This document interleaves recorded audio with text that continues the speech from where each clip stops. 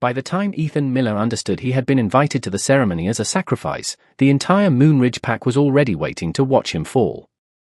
Snow drifted over the open square in soft white sheets, turning the stone courtyard into something almost beautiful, almost merciful, but nothing about that night felt kind.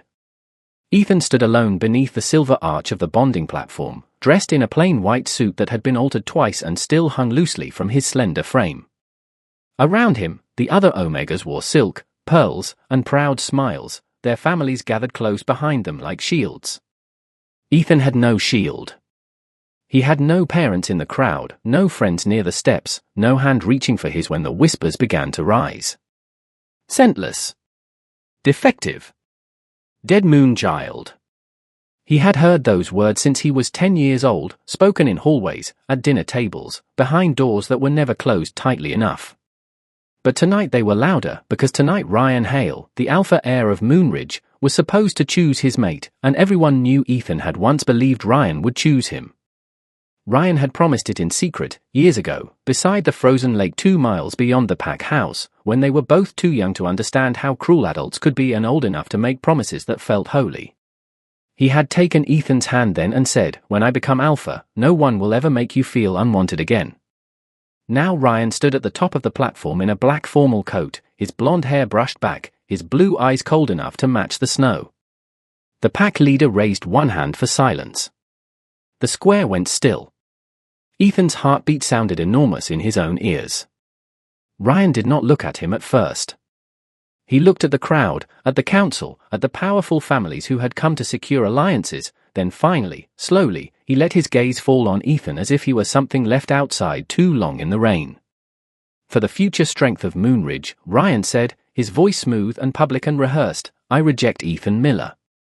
The words landed without sound, yet Ethan felt them everywhere. In his chest. In his knees. In the cold air trapped in his lungs. A few people gasped, but most smiled with relief, as if the pack had finally cleaned a stain from its name. Ryan stepped down from the platform and stopped in front of him. From his pocket, he took the thin silver promise ring Ethan had given him years ago. Ethan had thought Ryan had lost it. Instead, Ryan dropped it at his feet. "No alpha can build a future with a scentless Omega," he said quietly, but not quietly enough. Laughter broke across the square like cracking ice. Ethan bent to pick up the ring, not because he still wanted it, but because he refused to leave even one piece of his heart on the ground for them to step on. His fingers trembled in the snow. Someone behind him muttered that he should be grateful they were letting him walk away.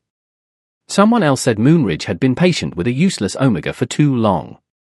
Ethan rose slowly, cheeks burning, eyes dry. He would not cry for them. He would not give Ryan that final gift. Then the pack leader spoke again, colder than the weather. "By dawn, Ethan Miller will leave Moonridge territory. His name will be removed from the ancestral stone." That was when the first black SUV rolled through the iron gates. Then another. Then a third. The engines were quiet, expensive, almost unreal against the shocked silence of the square. Every alpha in Moonridge straightened at once. The royal crest gleamed on each door, a black wolf beneath a silver crown. Ethan had seen that symbol only in history books and emergency broadcasts. Blackwood. The Alpha King had arrived. The royal SUV stopped in a perfect line just inside the iron gates, their headlights cutting through the snow and turning every face in the square pale and exposed. No one moved. No one even seemed to breathe. The Moonridge pack, which had laughed at Ethan only seconds earlier, suddenly stood like children caught breaking something priceless. The driver of the center SUV stepped out first, a tall beater in a dark suit, and opened the rear door with both hands. A black leather shoe touched the snow.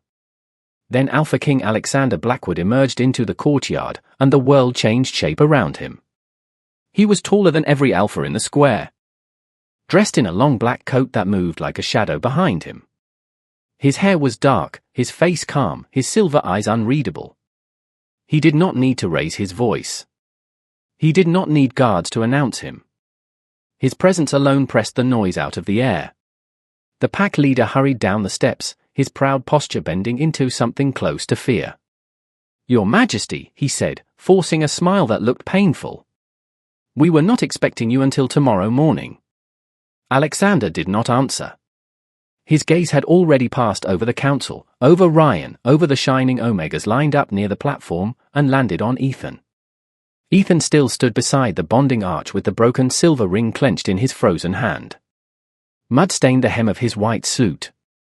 Snow collected in his hair. He knew he should lower his eyes before a king, but something in Alexander's stare held him in place. It was not pity. Ethan knew pity well. It always came soft, sweet, and useless. This was different. This was recognition so sharp it felt almost dangerous. Ryan stepped forward, trying to reclaim the attention of the square. Your Majesty, forgive the disorder. We were simply concluding an internal matter. Alexander finally looked at him. Internal, he repeated. The single word made Ryan swallow. The pack leader nodded quickly. Yes. A disciplinary removal. Ethan Miller has been found unsuitable for Moonridge bonding standards. His scent never developed. His bloodline has no value to our future. Ethan kept his face still, but the words found old bruises in his heart. He had heard them from teachers, council members, even children who had learned cruelty from their parents. Still, hearing them spoken to the Alpha King felt worse, as if his shame had been polished and presented like evidence. Alexander took one slow step forward. Then another. The crowd parted for him without being asked.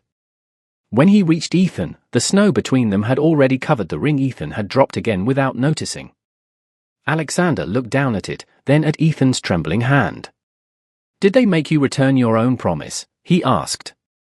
Ethan tried to speak, but his throat closed. Ryan answered for him. It was childish sentiment. Nothing binding. Alexander's eyes remained on Ethan. Was it nothing to you? Ethan's fingers tightened at his side. The entire pack waited for him to collapse, apologize, disappear. Instead, he lifted his chin. It was everything, he said, his voice quiet but clear. That was my mistake. For the first time, something moved across Alexander Blackwood's face. Not a smile. Not anger. Something colder and deeper. He turned toward the ancestral stone at the center of the courtyard, the ancient white slab where every true member of Moonridge had left a mark of scent, bloodline, and belonging. The pack leader rushed to explain. The removal ritual has not yet been completed. Once his name is erased, the embarrassment will be finished. Alexander looked back at Ethan. No, he said. It has just begun.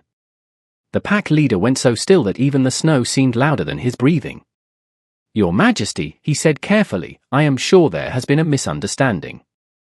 Alexander Blackwood did not look at him. He looked at the ancestral stone, that huge white slab rising from the center of the courtyard like a frozen altar. Names shimmered across its surface in pale silver lines, generations of Moonridge bloodlines carved into magic, lore, and memory. Ethan had stood before that stone every year since childhood, watching other children press their palms to it and laugh when it glowed for them. It had never glowed for him. Not once. The council had called it proof. The teachers had called it a defect.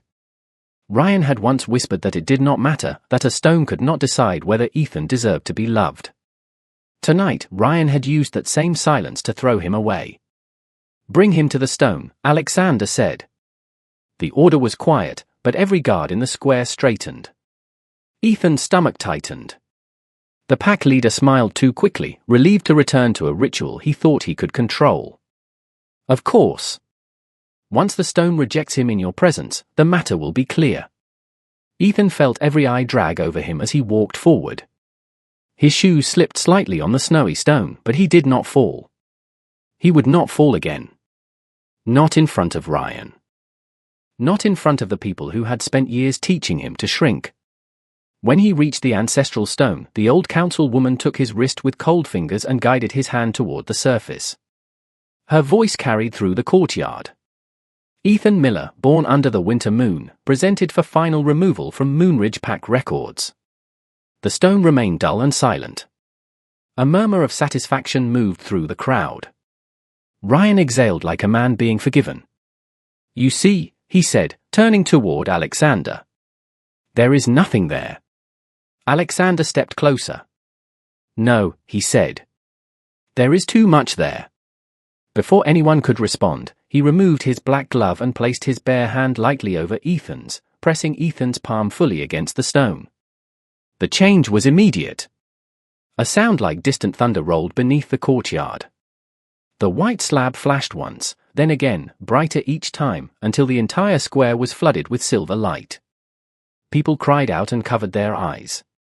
Ethan tried to pull away, frightened by the heat blooming under his palm, but Alexander's hand stayed steady above his.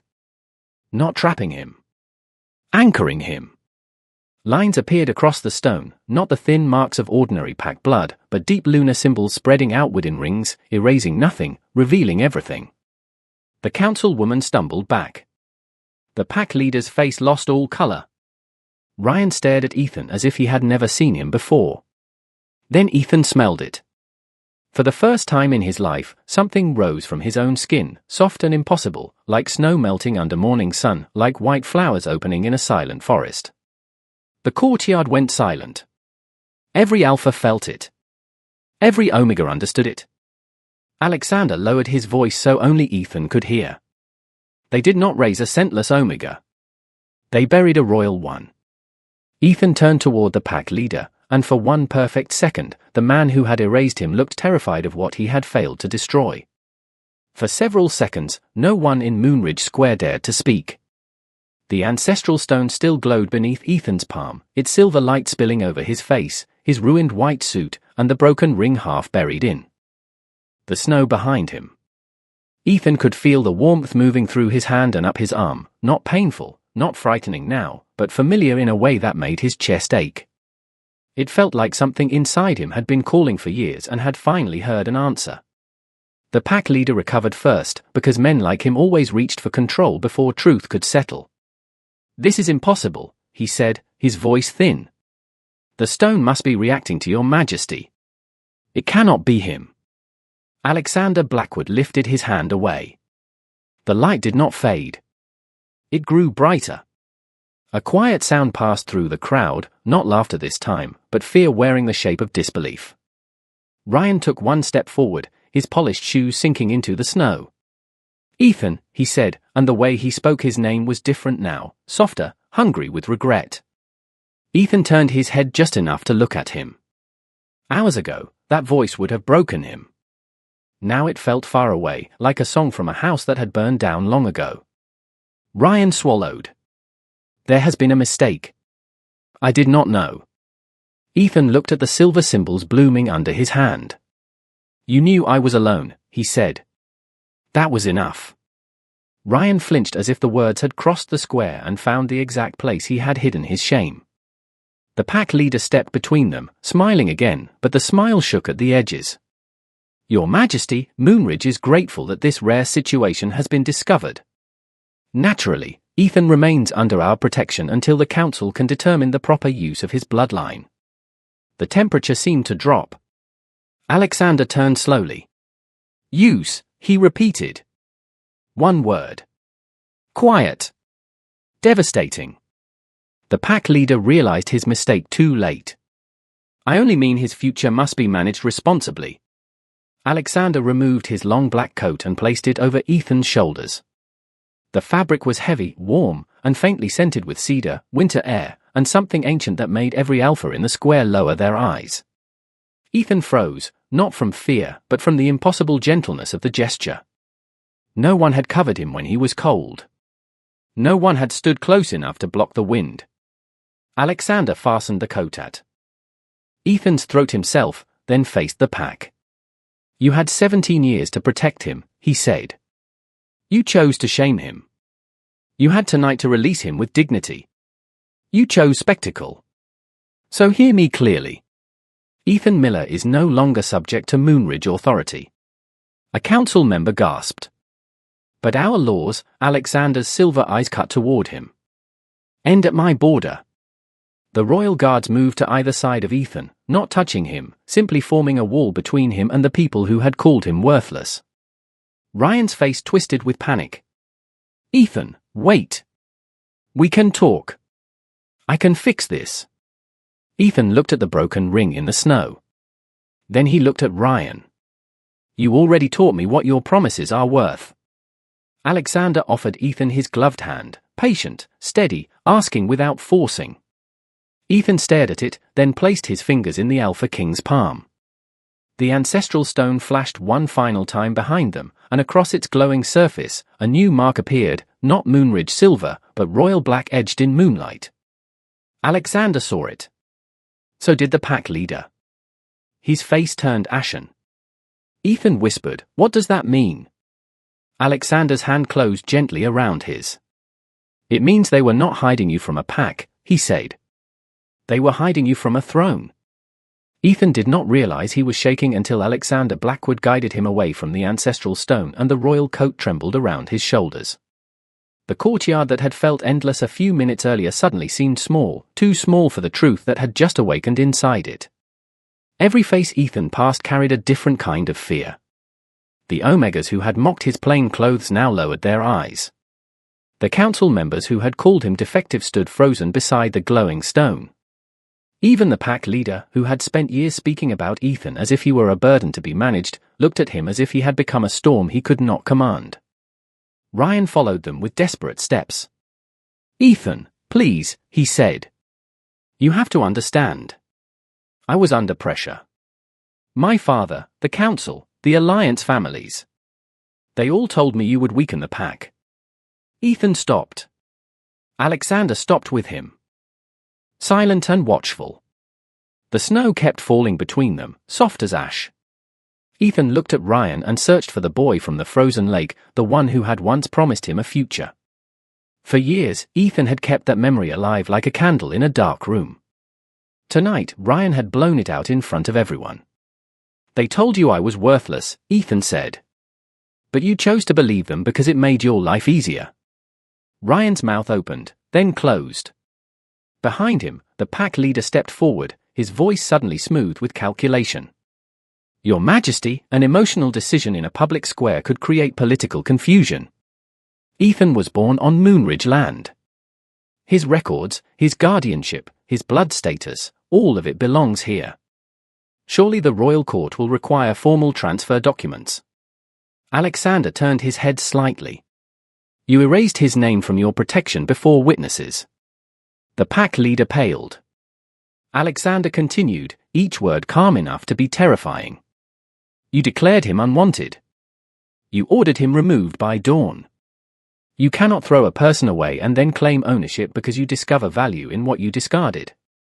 A ripple moved through the crowd. Ethan felt something inside him loosen, not happiness, not yet, but the first fragile breath of justice. The royal beater opened the door of the center SUV. Warm golden light spilled across the snow.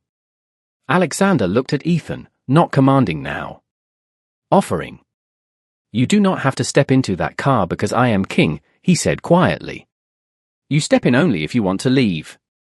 The choice stunned Ethan more than the crown, more than the glowing stone, more than Ryan falling silent behind him. No one in Moonridge had ever given him a choice without hiding a chain inside it. Ethan looked back once at the square, at the silver arch, at the broken ring disappearing beneath fresh snow. Then he stepped into the royal SUV.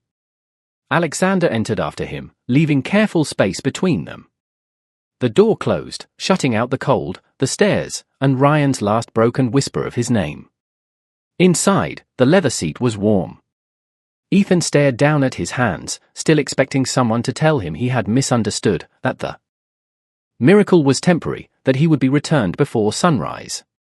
Instead, Alexander reached to the console and picked up a sealed bottle of water. He opened it, then placed it in Ethan's hands. "Drink slowly," he said.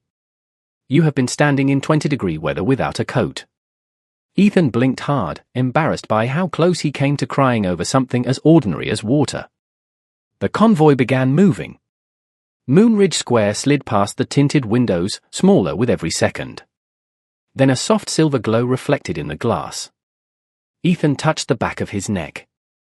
Alexander saw it too, and for the first time, the Alpha King's perfect calm cracked. Beneath Ethan's collar, hidden for 17 years, a crescent moon mark was waking. Ethan felt the crescent mark warm beneath his fingertips, and every breath in the SUV seemed to disappear at once. Alexander Blackwood was still beside him, still controlled, still perfectly dressed in black, but something in his silver eyes had changed. For the first time since the royal convoy entered Moonridge, the Alpha King looked not powerful, but shaken. Ethan pulled his hand away from his neck as if the glow belonged to someone else. "What is it?" he asked. His voice sounded smaller than he wanted it to. Alexander did not answer immediately. He reached toward the front seat without looking away from Ethan. "Marcus, privacy screen." The royal beater driving the SUV lifted his hand, and a dark glass panel rose between the front and back seats. The city road ahead vanished, leaving Ethan alone with the king, the hum of the engine, and the silver light pulsing under his collar. Ethan pressed himself closer to the door, not because Alexander had threatened him, but because 17 years in Moonridge had taught him that secrets always became punishments. Alexander noticed. His expression softened by a fraction. "I am not angry with you," he said. "I am angry at what was done to you." Ethan swallowed. "You know what this mark means." It was not a question. Alexander looked out the window, where pine trees blurred past in the snow. "When I was a child, royal tutors told me the Blackwood throne was not meant to stand alone. Every few generations, a lunar Omega would be born with a crescent mark at the back of the neck. They were not property. They were not weapons. They were partners to the crown, born with the rare ability to calm the old Alpha bloodline when power became too heavy to carry." Ethan stared at him.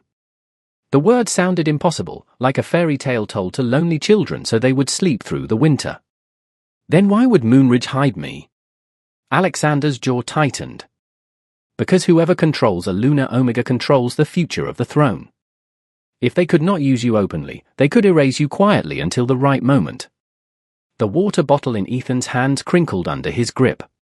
He thought of every doctor who had said his scent was delayed, every council meeting where he had been told to wait, every strange medicine given to him as a child to help his body settle. He thought of the ancestral stone staying silent year after year, not because he was empty, but because someone had taught it to hold its breath. "Ryan knew nothing," Ethan whispered, more to himself than to Alexander.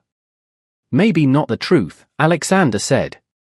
"But he knew you were being hurt, and he chose the comfort of the crowd." That sentence settled over Ethan more heavily than the royal coat. Outside, the convoy left the forest road and turned onto a private highway. In the distance, beyond the snowfall, black towers rose against the night, lit with silver along their edges. Blackwood Palace did not look like the castles from Ethan's schoolbooks. It looked modern, fortified, and alive, a royal estate built into the side of a mountain 20 miles from the nearest town. Ethan should have felt afraid. Instead, for the first time all night, the warmth in his chest did not feel like panic. The crescent mark brightened again, and the SUV dashboard flickered. Marcus called from the front, his voice tense but professional. "Your Majesty, the palace sensors just identified a royal bond signature." Ethan froze. Alexander closed his eyes for 1 second, as if the words had confirmed the one truth he had feared most. Then his phone rang. He answered on speaker. An older woman's voice filled the car, breathless and alarmed. "Alexander, the throne room seal just opened by itself." Ethan looked at him. Alexander looked back at Ethan, and in the silver reflection of the window, the crescent on Ethan's neck burned like a moon that had finally risen. The phone call ended, but the silence it left behind felt louder than the engine.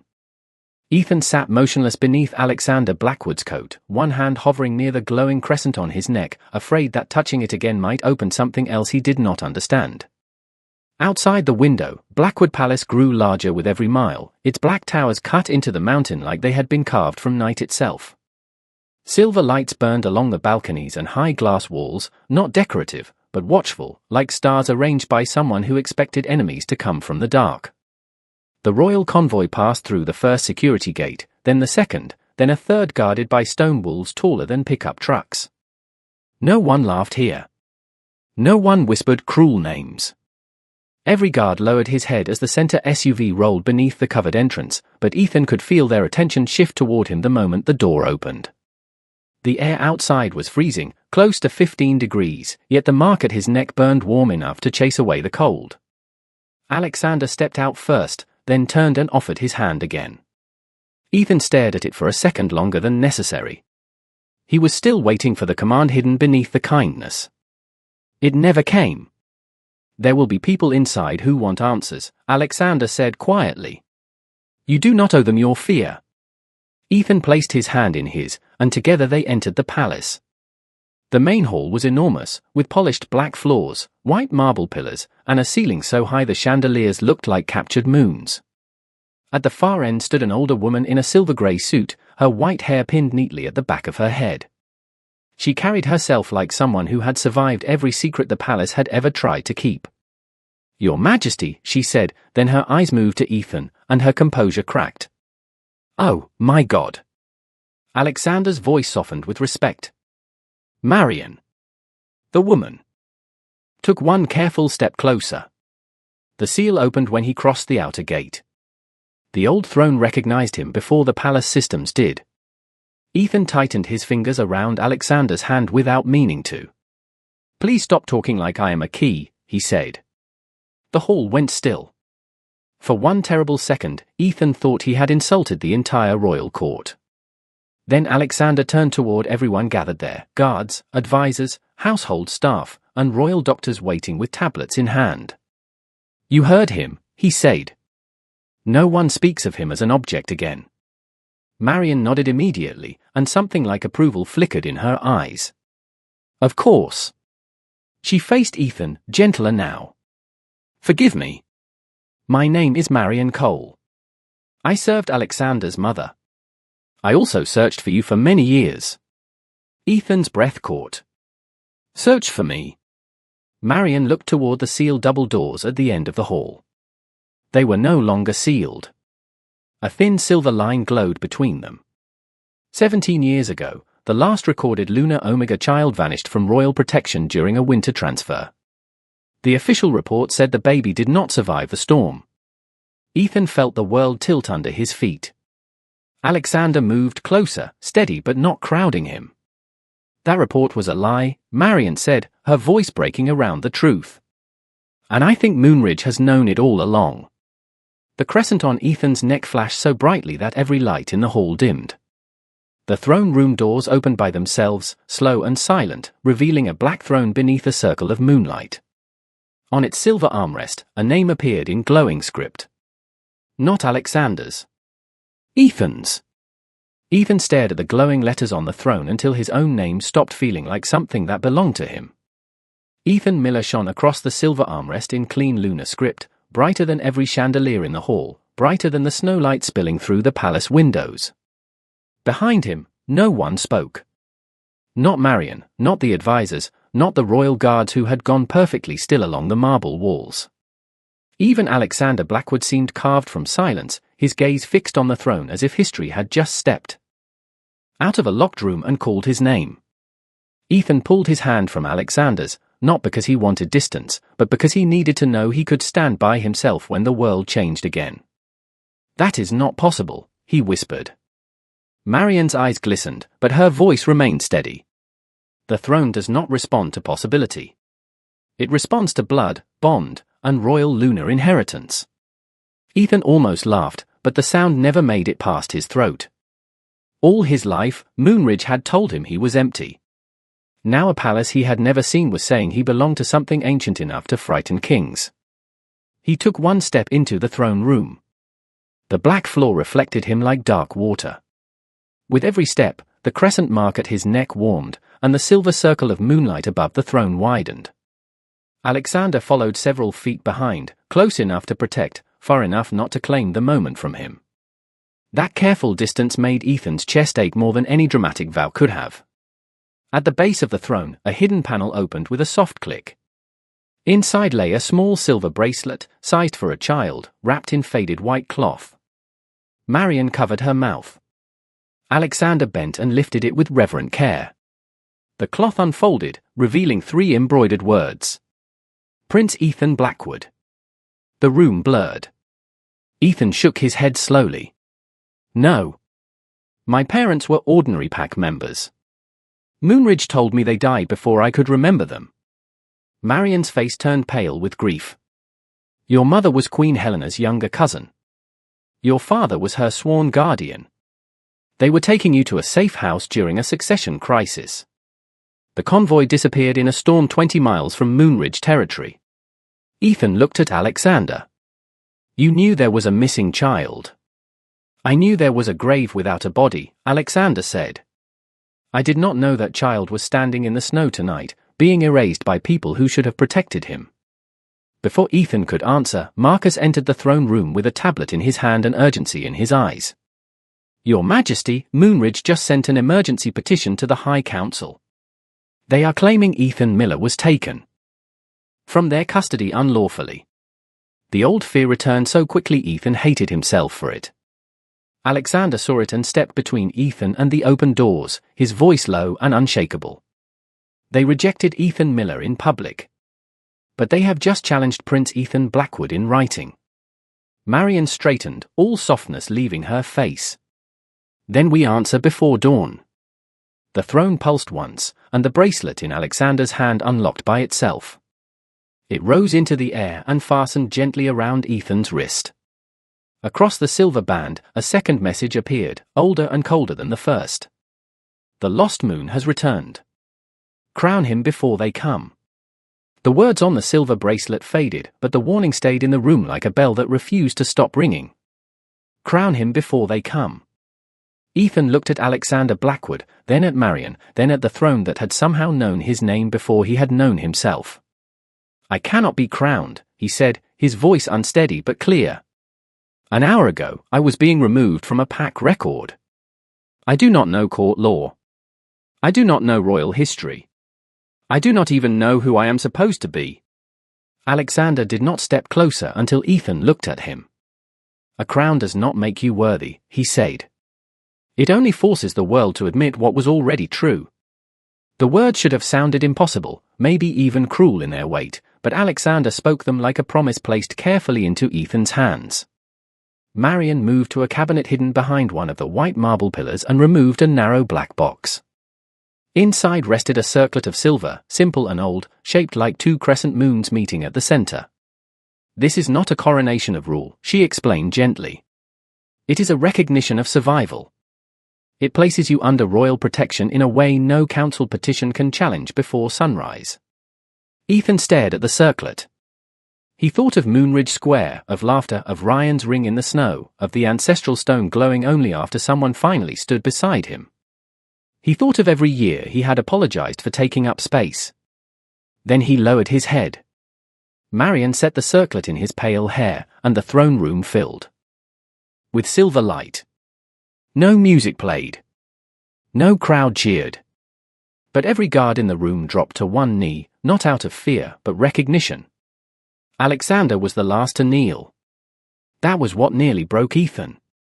The Alpha King, the man every pack feared, lowered himself before the Omega Moonridge had called worthless.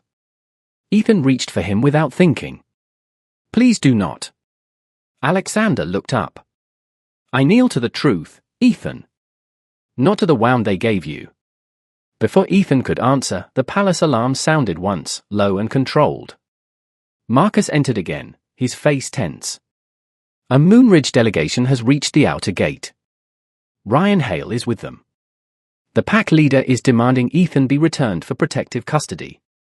The old fear rose, but it did not swallow him this time. Ethan touched the circlet on his head, then the bracelet on his wrist. He was still afraid. He was still confused. But he was no longer standing alone in a snowy square while others decided what his life was worth. Alexander stood and offered his hand. You do not have to see them. Ethan looked toward the open doors, where dawn was beginning to turn the palace windows grey. Yes, he said softly. I do. Minutes later, Ethan stepped onto the balcony above the front courtyard, Alexander at his right, Marion at his left, royal guards lined behind them. Below, Ryan looked up and went completely still. He saw the circlet first. Then the bracelet. Then Ethan's eyes, no longer lowered. The pack leader began to speak, but Ethan's crescent mark flared, and every microphone across the courtyard sparked to life. From somewhere deep beneath the palace, the throne answered in a voice older than any living king. The lost moon stands recognized. Ryan whispered Ethan's name like a prayer, arriving too late. Then the outer gate cameras caught movement beyond the tree line, dozens of headlights climbing the mountain road, not Moonridge, not Blackwood, but unknown royal crests from packs that should have been extinct. Alexander's expression darkened. Marion whispered, they heard the throne. Ethan looked at the rising lights and understood with a chill that his return had not ended the story. It had awakened everyone who had been waiting for him.